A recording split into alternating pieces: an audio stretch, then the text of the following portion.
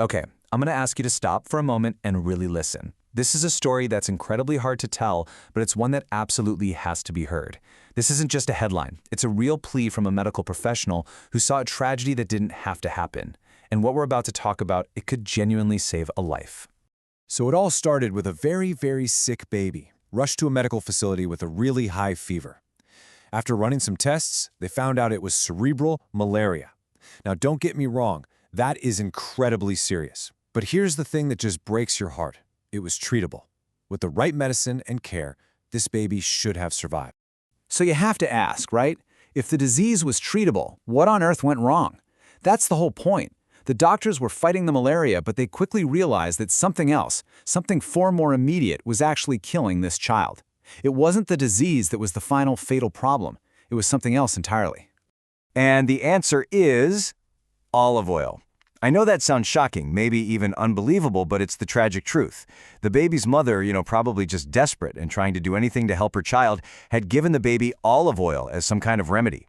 And we are not talking about a couple of drops here. The medical staff said that nearly a whole bottle of olive oil had been forced into this tiny baby's mouth. An act that was meant to help became deadly because of the sheer amount. So what happened, medically speaking, is something called aspiration. Basically, when you force a liquid, especially something thick like oil, into a sick baby's mouth, it can easily go down the wrong pipe. Instead of going into the stomach, it goes into the lungs. And once that oil is in the lungs, it just clogs everything up. It physically blocks the airways and the baby can't breathe. They essentially suffocate. And that heartbreaking story brings us to the whole reason we're talking about this today. This is an urgent warning. It's a direct plea to every single parent, every guardian, every caregiver out there. Please, just hear me out on this. Here is the most important takeaway. When your child is sick, you cannot put anything in their mouth that wasn't prescribed by a doctor. I mean, nothing. No olive oil, no anointing water, no mustard seeds, no faith substances, absolutely nothing that a medical professional hasn't specifically told you to give them. And why is this so critical? It's for the exact reason we just saw in that poor baby's story. These things can so easily get into the lungs, especially when a child is already weak and may be struggling to breathe. It's a simple physical danger. Now we have to talk about faith, because it's a big part of this and we need to be respectful. A lot of these actions, they come from a place of deep belief, from a desperate hope for a miracle. And faith is powerful. Prayer is powerful. But here's the crucial, life-saving difference. Prayer and faith do not require a child to swallow oil or anything else. The prayer itself is the powerful act.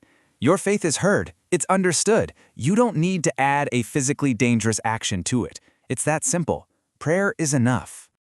Okay, so we've covered what not to do, so what's the right thing to do? Let's switch gears and talk about the safe, proven steps that you should take when a child you love is sick. It really comes down to 3 basic things.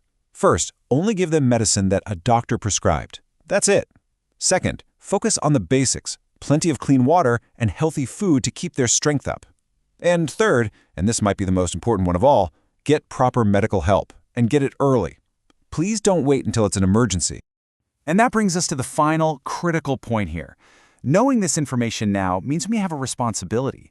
The person who wrote the original post was begging people, please be wise and please be warned. I really need you to understand that the story we started with, that wasn't a one-off freak accident. It's a mistake that has killed so many babies. It is a widespread, heartbreaking problem that is fueled by misinformation and desperation. So, how do we fight this? How do we stop this from happening again? Honestly, it's by sharing this knowledge. Hitting share on this explainer, sending it to a friend, or posting it in a parents group. It might seem like a small act, but it could put this life-saving information in front of the exact person who needs to see it. You could truly prevent another family from going through this. Please, share this. You might just save a life.